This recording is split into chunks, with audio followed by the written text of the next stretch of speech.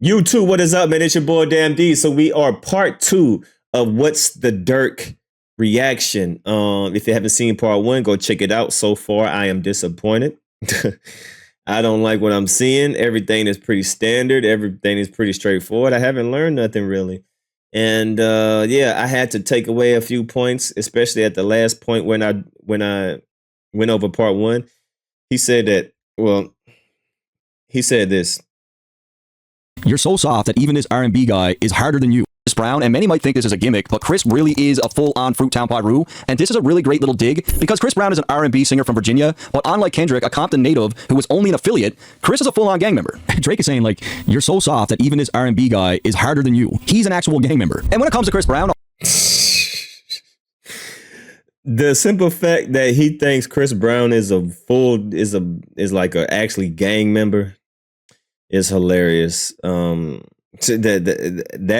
right there just threw me for a loop. Like, you think Chris Brown is more real because he paid his way to get in the gang, not because he got jumped in, not because he had to put in work, because he's a celebrity and he paid his way to get in.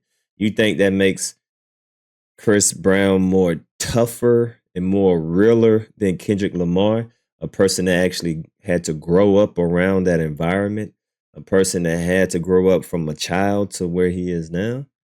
Just because he's not in the gang, he's affiliated, but that don't mean that Chris Brown is harder or tougher because he paid his way into the gang.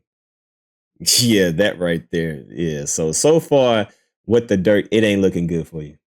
Although he did have a heated beef with Drake that eventually got squashed, I believe he's also a neutral party in this beef. We got a video of Chris Brown bopping around in the club to Not Like Us. But let's be real, like, Not Like Us is a banger. Like, it's hard not to bop your head to it. It's pretty much impossible. And then it was just days later, he was singing Drake on stage. And a lot of people seem to forget this, but Chris Brown did sort of pay homage to Drake on his diss to Quavo. So by Drake mentioning all three of these guys, he clearly thought that this was something he could lean on. He definitely felt like they were in his corner. Unlike J. Cole, who apologized for his diss and said he was losing sleep over it, Drake does not have this issue. And no matter how you want to slice this, Drake is indeed slighting J. Cole with this line. Cole losing sleep on this, it ain't me. I do like that line. Now, as far as the visuals go for the video, we finally get to see the van being delivered to a crusher, and we can see a loader in the distance making its way through the scrapyard with the van. You better have some paperwork that shit fake tea. Can't be rapping about no wedding that we can't read. So this is a very surface level response to Kendrick's claims on Euphoria, where he compared Drake to Gunna for being a rat. I know some shit about niggas that make Gunna wanna let us say that. However, in hindsight, you'll notice later in this track that Drake accuses Kendrick of certain actions that would also require documentation to really substantiate. Now, these guys are both guilty of this. They're both throwing accusations, allegations, whatever you want to call it, at each other with zero proof, zero paperwork. Nothing. I mean, it's true, nigga signed me for my AP. So let's finally put this thing to rest. Drake was robbed at gunpoint back in 2010 after leaving a restaurant with a woman by the name of Chantel Brown. They stole a chain which was gifted from Wayne, an AP watch, and $2,000. The thieves quickly got caught by police because they were going down the wrong way of a one-way street. How the police got the information to identify these men is unclear, but the two suspects were identified as Socrates Carell and Paul Letou. The charges were later dropped, and the two men pleaded guilty to a lesser charge. Now, shortly after these charges were laid, some paperwork did leak, and I'm not 1090 Jake, but as it's written here, there's nothing indicating that Drake spoke to authorities. And just so you know, in Canada, I don't know what it's like anywhere else, but you don't have a choice. Like, the cops, police, they lay the charge. You can even tell them, no, I don't want to cooperate, I don't want to press charges, don't matter. The police are the ones who make the call. So in my very honest opinion, it's highly likely that Drake refused to cooperate, which caused the prosecution's case to be very weak. It's for this reason that the Crown was forced to accept the plea deal, where the suspects pleaded to a lesser charge. I'm going to say there's a 95% chance that that is what happened. And I made the decision to not put those guys away, to not go to trial, you know, despite whatever, I don't know anybody else talking about, but it's public record in Canada. You can see I wasn't there, I was in Miami, I wasn't at the trial. So it seems like Drake even tried to be out of the country just so he didn't have to deal with this. And I know people were saying that Drake was corny for taking lyrics from Kendrick's Mr. Morale and using it against him, but Kendrick is essentially doing the same with this very public info, as Drake has mentioned this robbery on several tracks himself. Maybe it was the fast-paced switch up, but the two guns in my face during the stick up. And Drake makes it clear that the girl that he was with set him up. Maybe because the girl I thought I trusted was who set the whole shit up. And he mentioned it again on From Florida with Love. Easy play that shit for me and Kobe on the bus. When he got a chain from me, I had to give it up. So he's talked about losing the chain from Wayne. Niggas had pistols loaded, pointed in my truck. Like, all this stuff is pretty self-explanatory, man. I'm not learning nothing new. Like on 616, man, when he did 616, I was blown away because it was stuff that, and once again, I don't think it's What's the Dirt fault. I think it's Drake's fault because he's so elementary. 1, 2, 3, A, B, C, D, E, F, G. It's Drake's fault. he's not a deep conscious. I wouldn't even say conscious. He's not a layered. He is not a layered rapper. It's pretty straightforward. You hear it for the first time, you understand everything. All right, but with Kendrick, man, you got to go back and listen to that about 4, 5, 6, 7, 8, 9 times, and on the 10th time, you still find something new. We still finding stuff new on Not Like Us. We still getting Easter eggs from 616. He then goes on to say that he's learned from this and that it hasn't happened since. That day I never touched a road without a hasn't happened since. I guess you niggas know what's up. As far as Chantel, Socrates, and Paul, I can't find any information about these suspects. I don't know if they're dead. I don't know if they changed their names. There is nothing on these people. Just like I Metro niggas sliding for his main squeeze. Drake gets really petty here, making the claim that Metro Boomin's girlfriend, who goes by the name of Chelsea Cotton, slept with one of his close friends. Now, Metro was quick to take to Instagram in an attempt to debunk these claims, saying, nobody ever hit my girl. We grew up together. She's a real woman, and she's not even in the industry. Now, the friend that I think he could be talking about that slept with her is Future. In the line, Drake is really messing with Metro's head as he ensures to make use of the word slime, and it was just 2 months prior that Metro and Future released a song called Slimed In. Now, this of course could really be a reach, but it is possible that Drake is making a reference to Future sleeping with Metro's girl. And it could be directed at anyone close to Metro, but I felt like the Future thing is the only compelling thing that I could find. As far as the visuals go, it's at this point where the loader heads towards the van and positions the forks to begin the lift. Out here begging for attention, niggas say please. It's with this line where Drake circles back to exactly what he's been saying for a very long time.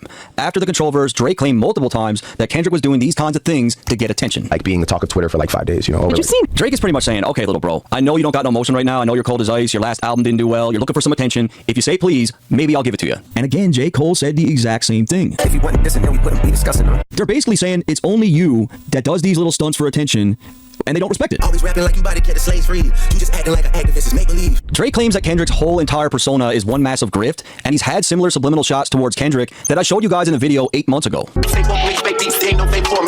Yo, don't this sound like, it sound like I'm listening, watching DJ Academics, because DJ Academics said the same stuff as he's saying right now, like the same. I literally just went over Academics live stream, and Academics like, yo, he's a fake activist. You know, he's performing at the Super Bowl when he's supposed to be with Colin Kaepernick. How can you take the Super Bowl halftime show when you're supposed to be a black activist when they kicked out Colin Kaepernick? Dang, low-key bars right there. But it's like the same talking points that I don't know, man. This one is really not hitting. Now, the first line did not sit well with a lot of people, and coming off Kendrick's claims on Euphoria about how Drake is disconnected from the culture, this line seemingly supported Kendrick's narrative. However, I don't feel like Drake is saying anything disrespectful about the conscious hip-hop that Kendrick does. What he's really doing here is saying that Kendrick is fake. When you look at these two lines in conjunction, I honestly don't think Drake is downplaying slavery here at all. What Drake really means by this is that the subject matter of Kendrick's music is all for show, and that he's a grifter. And look, it's not my place to tell anyone how they should feel about this line, but I just feel Drake isn't downplaying the message, he's downplaying the messenger. And when those two lines are together, that's his goal, to paint Kendrick as being fake. And J. Cole again shared the exact same sentiments as what Drake had. Niggas fake, progressive, and woke. I started saying less. I had to stop it. Peep how they profit off of racial stress. When you actually take what Drake said and align it with what Cole is saying, it's not what you say, it's how you say it. these lines are pretty much identical because they both refer to Kendrick as someone that profits off of racial tension, but Cole really drives this home even further. Yeah, but you know, the whole slave coming from a Drake. But you know. Further in the next two lines. Some activists got so rich they probably wish we stay oppressed. Studio steppers moving extra on songs faking rep. So Cole makes a reference to Kendrick's album Mr. Morale and the Big Steppers and suggests that K-Dot is faking the funk for money, and it's in this first bar where it's even more similar to Drake's line, as they are both saying the exact same thing here.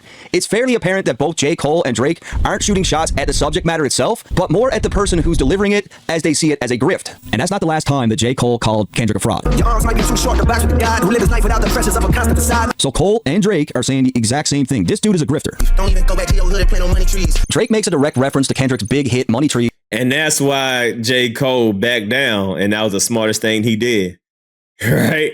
So, but, oh man, could you imagine the stuff Kendrick would have said about J. Cole? Man, that was a great thing, because I like J. Cole. But boy, the way that Kendrick Lamar dissected Drake, whew. Good thing you backed out, J. Cole. and claims that he doesn't go back to his neighborhood to spread the wealth. Money trees is the perfect place for shade, and that's just not fit. Now, I think everyone knows that Kendrick has a long history of giving back to Compton and LA in general. I can make a whole other video about this, and maybe sometime I will, but let's just say that he's given back hundreds of thousands of dollars, maybe even millions. He's definitely amazing with charity, but there's more to it than just that. Planting money trees isn't just about donating to charities for a potential tax break. What I think Drake really means here is he's talking about things like, what businesses has Kendrick created in his community?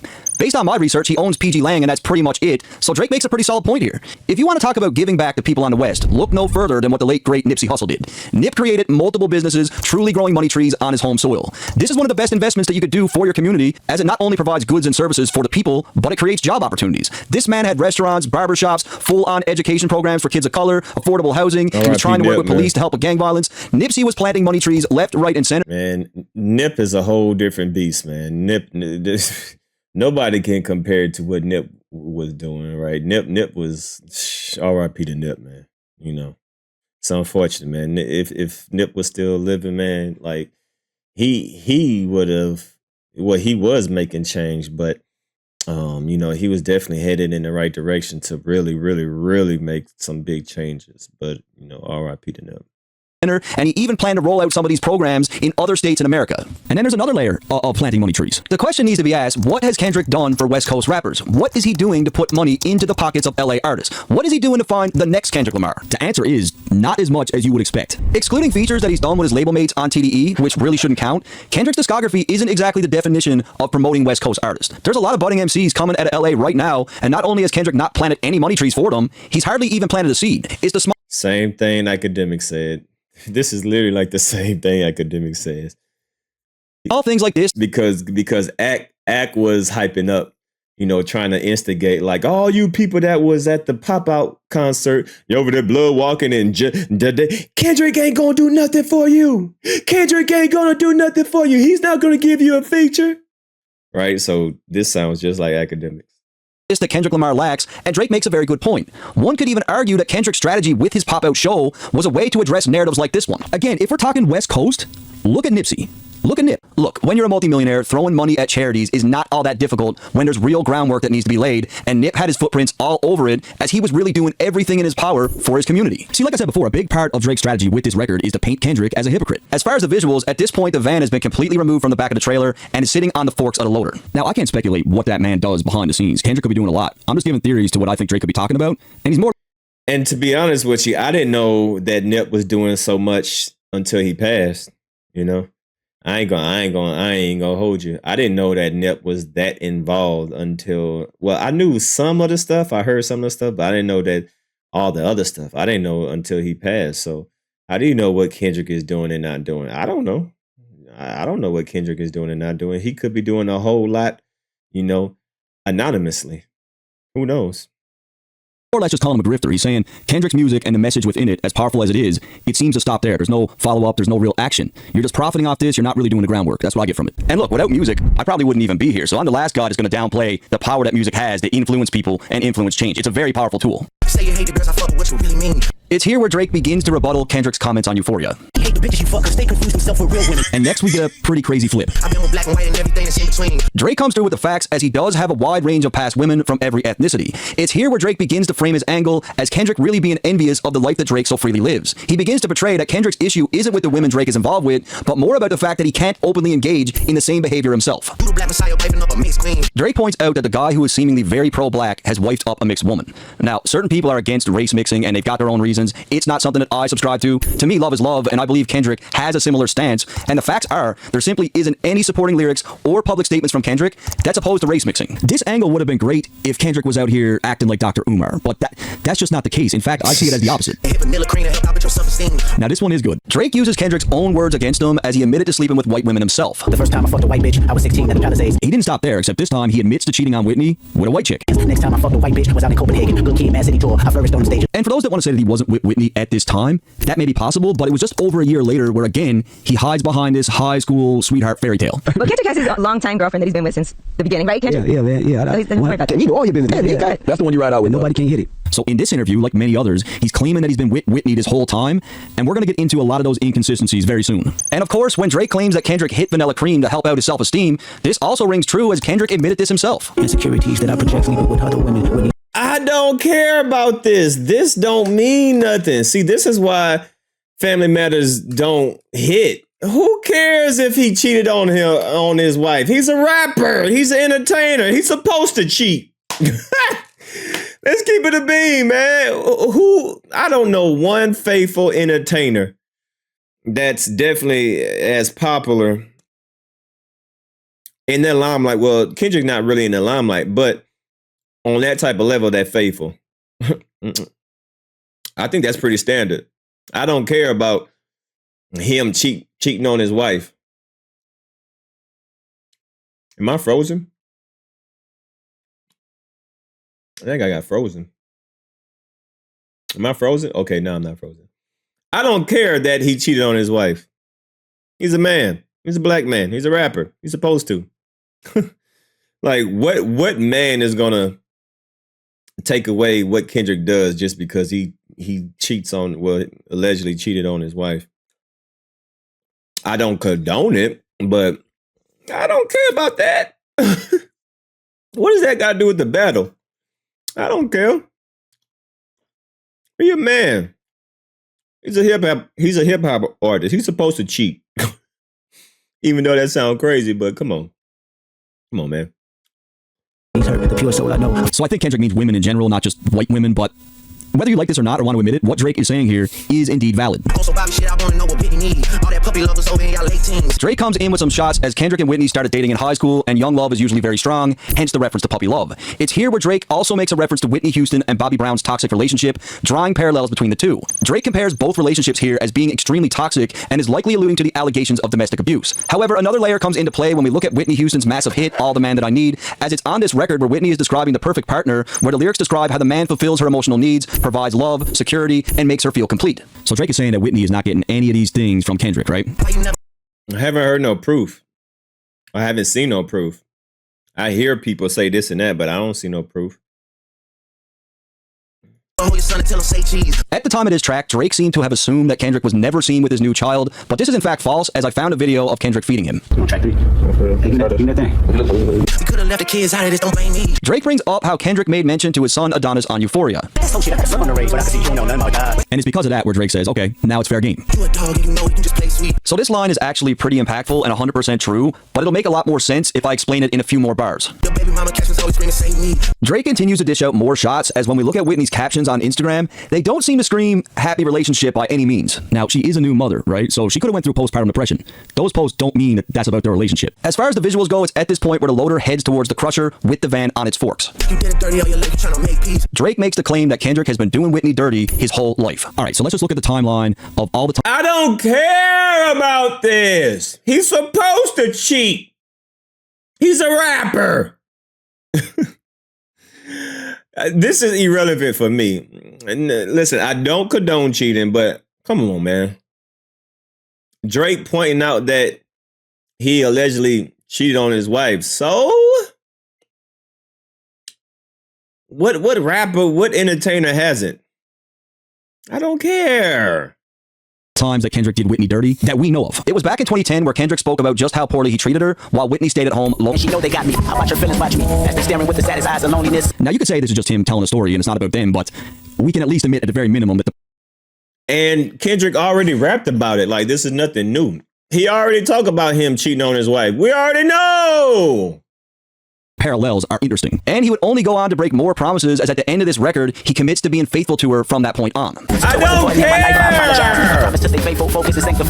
So even from a very early point here, we have Kendrick admitting to wrongdoings on a record, and because he apologizes for things like this and comes off as sincere, fans seemingly give this behavior a pass. But bro, he apologized. He admitted it.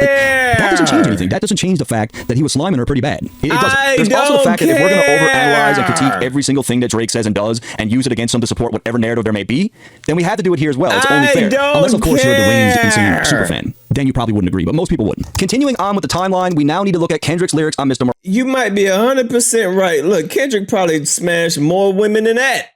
I don't care. He's a rapper. I'm sure she knows. Look, any woman that is dating an entertainer, you got to know what's going on. He's on tour. He's going to be tempted.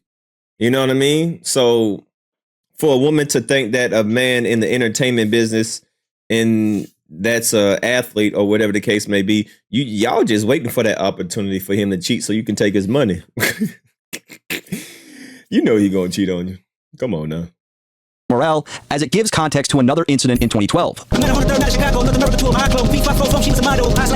Kendrick refers to his North American tour and states that he met a woman on the third night of Chicago. Now, when I looked into this, I found that he's referring to the Pitchfork Music Festival, which took place in Chicago in 2012, where he did indeed perform on the third night and admits to sleeping with this woman. And it was literally just 1 month before that festival where Kendrick claimed that he was still with his long-term girlfriend and that he doesn't do any dirt while on tour. I know you talking about smashing No, he has a girlfriend. You still have a girlfriend, right? Yeah, he laughed. I know the black people get a lot of groupies, so I know you on the road. So what? Niggas lie all the time, B. Niggas lie all the time. I don't care. Doing your dirt. I know that. Does your girlfriend understand? I mean, it's not really dirt. I'm just chilling. I don't be messing with the groupies like that. Then I found a tweet from Whitney's sister. He's supposed to lie. What man is gonna admit that they cheating on their man? He's supposed to lie. Stick to the script. I don't care. Which was 2 months after the festival, where she said, he's been with my sister since high school, he's family, so when it comes to Drake's claims of doing Whitney dirty, this acts as another checkmark in the timeline. And this is why Drake said you like to play sweet a few bars earlier. Now we can explain that. Drake cleverly plays off his previous puppy love line to claim that Kendrick is a complete dog when it comes to women, and even 13 years ago it was on the Buried Alive track where Kendrick is talking all about how he can't wait for his music to pop off so he can live like Drake and smash groupies. I'm gonna go and get some head off the strength of my music. I tell a bad bitch, yo ass too fat, capitalize that. Your weave look good with the Indian tracks. So 13 years ago, Kendrick is saying he wants to get some head off the strength of his music, which is exactly what he did, as just 1 year and 8 months later, he would cheat on Whitney and dipped into the vanilla cream at a festival in Copenhagen. No, the crowd was different in Copenhagen, babe. Like, they really do love me out here. It's crazy. And of course, Kendrick had to frame those lyrics like he had big plans of messing with thick queens with the weave looking on point, but in reality, he was gripping on a blonde ponytail and balls deep in skinny white ass. I mean, Kendrick might just be a milkman, right? A closeted milkman. And after that it's over, you wake up and you don't even know what you done done. I missed the show. I wish they bring it back. A closet milkman. Who cares, man? This is irrelevant. But leave some of your favorite moments in the comments, and I guarantee I'll get them. Yeah, boo. Yeah, it was rumors that you guys got engaged. Yeah, is that true? Yeah, definitely. Congratulations, man. Yeah, I'm loyal to the soil. Yeah, I got engaged, and I'm also really loyal too, by the way. Like, that's just, you know, I'm Kendrick. Fast forwarding in the timeline, that interview that you just saw was in April 2015, where he claims that he's loyal to the soil. However, it's presumed that during that long break between Damn and Mr. Morel, that even more complicated family matters took place. Insecurities that I project sleeping with other women. Whitney's hurt, the pure soul I know. I found her in the kitchen. And Whitney did appear to leave him during this period. Whitney's gone. By the time you hear this song, she did all she could. So that 5-year gap between Damn and Mr. Morel seems to be where the more complicated family matters took place. And Kendrick's claims of being with his high school sweetheart from the jump was seemingly another lie, as we heard from Nitty Scott that she was in a relationship with Kendrick for a full year. I don't care. So shout out to Kendrick, that's the homie. Yeah, we had a brief thing. Okay. So it wasn't like a long-term relationship. And the way I heard it was like, yo, you know she used to fuck with Kendrick. It wasn't like, yo, you were his like. I'll put it I'll say like that was my boo. You know what I'm saying? Like that was my thing. I was seeing him and him only for at least a year. I think we can all agree in here that the high school sweetheart thing has been great for Kendrick, right? Right, good look. So I think we just ignore this. So it's here where we close the timeline on the relationship, and it's understood that Kendrick admitted to some of these things himself, but this line from Drake is about the cycle of doing Whitney dirty, and by all accounts, this is extremely accurate. But bro, he says he's not your savior. Like, guys, I know about Mr. Morel, but that doesn't change the fact that what Drake is saying here is true. He treated her poorly. Being with his high school sweetheart was part of Kendrick's brand, as it made him look like he was different than all the other rappers because he didn't change with the money and fame. It made him look loyal, but this isn't what took place at all. We heard it a million times, right? Oh, Kendrick is really genuine. He's not like the other guys. He's still with his high school girlfriend. He's genuine. It's within this first verse from Drake where he indicates that... Well, I don't know about y'all, but with me, I didn't even know that Whitney was his high school sweetheart until the battle. Man, what the hell I look like? Be like, oh yeah, I like Kendrick Lamar raps because he's with his high school sweetheart. I don't care about that. Can you give me a good song? Do you got a message with your song? Now I'm speaking for me. Now, if y'all, like Kendrick for that, then that's you. I'm talking about myself. I don't give a fuck if he met her yesterday and got married. So what? Can you make good songs? That's all I care about. And are you writing your songs? that Kendrick is just truly envious of the life that Drake lives. 13 years ago, Kendrick claimed he essentially wanted Drake's life, and Drake frames it like that didn't change. Drake has always had the freedom to sleep with any woman he wants, and while Kendrick positioned himself for over a decade as an honest and faithful guy to his high school girlfriend, this is simply not the case, as he was really moving more similar to Drake than what people would like to admit. Drake is basically saying, you always wanted to live the life that I lived, you did live the life that I lived, you just hid it from the world behind a sweetheart persona. I heard that one of them little kids might be day free. Okay, so first, to better understand his line, we need to look at what was said by both artists on the diss tracks that came before. On Push Ups, Drake started out the track with the Who Kid drop, which was something that none of us understood at the time. From there, he threw insults regarding Kendrick's height, said that his last album bricked, that TDE was extorting him, and he had the line about bodyguards with Whitney. Then he dropped Taylor Made. On Taylor Made, he used an AI Snoop and Tupac to mock Kendrick, questioned his authenticity, claimed he was powerless to Taylor Swift, and he ended off the track by claiming that Kendrick was in his New York apartment, struggling. And then Kendrick said this on Euphoria. If you take it there, I'm taking it further. That's something you don't want to do. Okay, so the question is, take what where, take what further? What did Drake say in those two tracks that would make Kendrick react like this? Well, there's only two answers. Something to do with the Who Kid drop, which would indicate that he picked up on what it meant, or something to do with Whitney. Kendrick is reacting to something here. It's either the bar about Whitney or the bar about the kid. It's one of the two. Objectively speaking, it appears that Kendrick recognizes Drake has something on him, as he's deemed it significant enough to issue a threat. We ain't gotta get personal. This is a flip fade. You should keep it that way. I don't think we should take it there. Let's just keep it friendly. Like, I mean, he says it twice. There's zero doubt in my mind that Kendrick picked. This is all, like, we know about this. Like, you're not giving us any new information. That's what is kind of, like, disappointing about this. Like, all this stuff we know, like, it's pretty standard. And once again, I think this is Drake's fault. Drake is such a basic rapper. Trying to dissect what he's saying is unnecessary because it's straightforward. You get what you hear. You get what you see. Picked up on the fact that Drake had something on him, 100%. Now, as far as this Day Free line, I'm not sure where Drake heard this rumor, but he claims that one of Kendrick's kids might not be his, and due to the reference to... Yo, I don't know why niggas grow beards like that, man. I'm glad that my beard ain't like that. I'll just cut it. Man, but I wouldn't grow my stuff like that. I'll just keep the goatee. Pause, no diddy. But yeah, all you niggas that be growing this, bro, let it go. Look, beard, it just ain't meant for you. You know, some of y'all just ain't got it. Y'all just ain't got the follicles. Look, it's okay. It's all right, man. You know, Mayweather went to go get a transplant. Look, go get a transplant. But all you niggas with this continental island goddamn, no, cut this, man. This is horrible. I don't know why you niggas be leaving it. Look, some things just ain't meant to be. All right, just cut that and stay with a goatee. Bars. He and Dave were ever involved, and it seems unlikely given how close Kendrick is with Dave. They continue to collaborate, even on significant ventures like partnering for PG Lang. So because this was supposed to be like the knockout punch for Drake, like he put a lot of stock in this info, I don't think he just made this up out of thin air. I think someone told him this, and he bought it. He believed it. Now, for me personally, I don't feel like the Not Like Us video proves that Kendrick and Whitney are still together. This is just my take, but I believe they separated a while ago, and the Mr. Morale album was a form of therapy for them, and I do believe they are now co-parenting. That's just my opinion, guys. I do think Drake got this part right, but we'll see in time. At the end of the day, Kendrick is the father of her children. She knew him since high school, and Drake did drag her into this beef, so I can't see why she wouldn't help Kendrick out with the video. Fabricating stories on the family front because you heard Mr. Morale. And I truly believe that lines like this one acted as a safety net, as it was Kendrick's way of trying to get ahead of these things before they came out. Me personally, I believe that there just might be a layer of truth mixed in there somewhere that Kendrick recognized he needed to step on. As far as Whitney sleeping with another man besides Kendrick, I saw people acting as if this was impossible, but I do feel like the psychological damage that Kendrick did to her throughout his own infidelity would cause many women to seek that affection from someone else. I mean, come on now, guys. Like, if you treat a woman like that for as long as he did, do you really think it's a 0% possibility that she might just eventually veer off with someone else? So speaking on the relationship as a whole, I believe these kids are Kendrick's, but I'm also not going to rule out that there just might be a layer of truth in here somewhere that Kendrick did a very good job of stepping on. When you really look at the information and the situation as a whole, what I just said is not a crazy take to have. I think Kendrick's strategy of painting Drake as a liar and a manipulator and constantly driving that home, I think all that was done with a great deal of intent, and it was very effective, right? I don't care! Then this is all making plenty fucking sense to me. Drake claims that if Kendrick's general manager, Dave Free, is the real father of his child, then everything is starting to add up. The long wait in between Damn and Mr. Morale, the subject matter of Mr. Morale, the turmoil between Whitney and Kendrick, all now seems to add up for Drake. So it's here where Drake flips one of Kendrick's funniest lines from Euphoria. When I see you stand by sexy bread, I believe you see two bad bitches. I believe you don't like women. This real competition. You might bypass them. When I heard these shots from Kendrick, I wondered how Drake would go about flipping this, and he does a pretty good job by playing off his previous track, Rich Baby Daddy, with Sexy Red. album. Let that coochie breathe. Drake starts off the line by saying, "Let that shorty breathe," possibly alluding to Kendrick being controlling in the relationship. Oh man. All right. So let me tell you what happened.